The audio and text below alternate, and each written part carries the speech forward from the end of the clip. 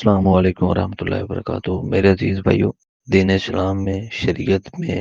اخلاص سے نیت کی اہمیت اور فضیلت بہت زیادہ ہے، حتیٰ کہ اخلاص سے نیت ہی پر تمام اعمال کا دار و مدار ہے۔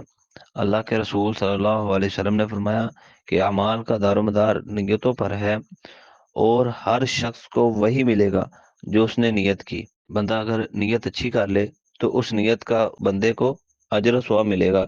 جیسا کہ اللہ کے رسول صلی اللہ علیہ وسلم نے ایک حدیث میں فرمایا کہ جو بندہ اللہ کے راستے میں اللہ کی رضا کے لیے، اللہ کی خوشنودی حاصل کرنے کے لیے، اللہ کو راضی کرنے کے لیے کچھ بھی خرچ کرتا ہے، اللہ تعالیٰ اس کو خرچ کیے کا ضرور اجر و ثواب دیتے ہیں۔ اس کے نامہ اعمال میں اللہ تعالیٰ ضرور اجر و ثواب لکھ دیتا ہے۔ اسی طرح نیت اچھی ہو اور وہ عمل نہ کر سکے کسی مجبوری کی وجہ سے، کسی شرعی عذر کی وجہ سے، تو اس کو اس کا اجر ثواب ضرور ملے گا جو اس نے نیت کی۔ جس طرح اللہ کے رسول صلی اللہ علیہ وسلم نے فرمایا کہ خلوص سے نیت سے اللہ تعالیٰ سے شہادت کا سوال کرتا ہے، شہادت کی موت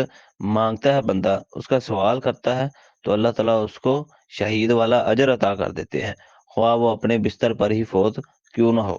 یعنی صرف نیت کی ہے، جس بھی عمل کی نیت کی ہے، اگر وہ عمل نہیں کر سکا لیکن اس کی نیت اچھی تھی تو اللہ تعالیٰ اس کو اس کے برابر اجر و ثواب ضرور عطا فرما دیتے ہیں۔ اور ایک حدیث میں اللہ کے رسول صلی اللہ علیہ وسلم نے فرمایا کہ خلوص نیت کے ساتھ بندہ،